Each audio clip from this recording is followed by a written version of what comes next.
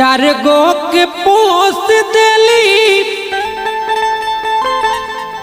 हर दूधावा पियाई के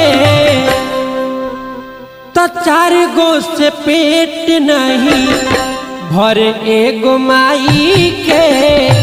चार गो से पेट नहीं भरे एगो माई के।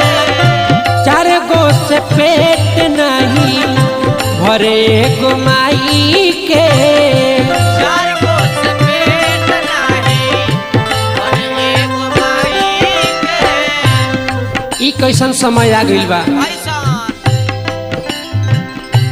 चार गो के पोस देली दूधावा पियाई के